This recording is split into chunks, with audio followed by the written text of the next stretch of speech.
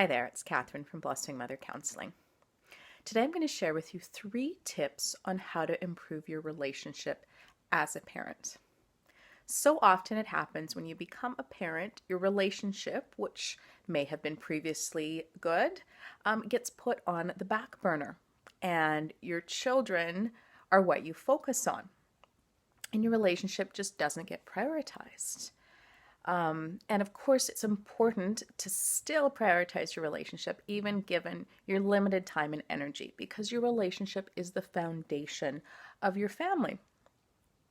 So here are a few simple tips to keep your relationship thriving, even through the challenges of parenthood, even through early parenthood, if you're just beginning your journey as a parent.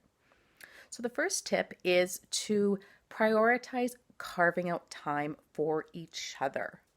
So time as a couple. Now, this is really hard to do, of course, when you have limited time. You may be working, focusing on your kids. So the time that you do have, and often for parents, this is the time after your kids are asleep at night, or it may be a time when the kids are with their grandparents, with a babysitter. Whatever the time you do have, prioritize that time with your partner.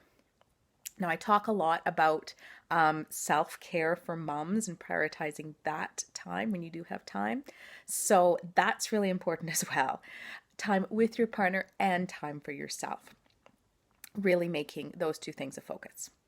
So first tip, carving out time for each other. Second tip, when you do have that time together, be vulnerable with each other. So that's a challenging one. And oftentimes, I do this with my husband. Sometimes we end up talking about the kids, talking about the weather, talking about things that really don't provide us with any more closeness with each other. They're not things that help us really connect, because we're not sharing what's really going on inside of us. So if you want to build that strong, connected, solid relationship with your partner, being vulnerable is the way to go. So that means letting your partner in on what's really going on inside of you. How are you really feeling right now?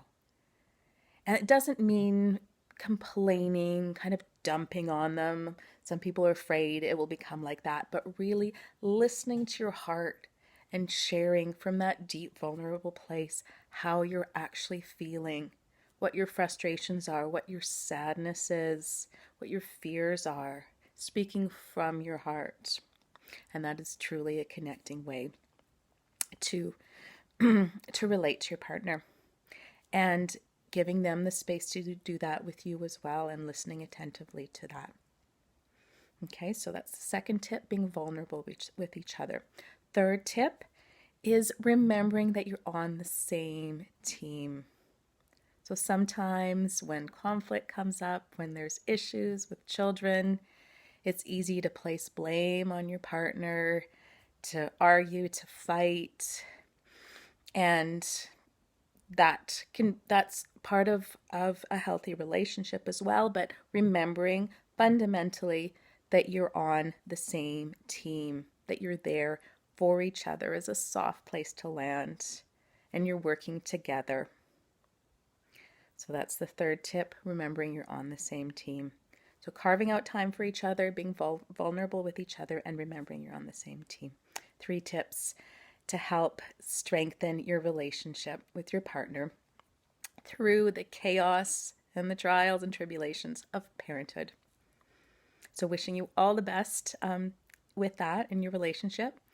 If you feel like you'd like more information, more tools to help build a strong relationship, I'm offering a workshop on relationships specifically for parents with my colleague Teresa Gulliver. That's happening November 29th.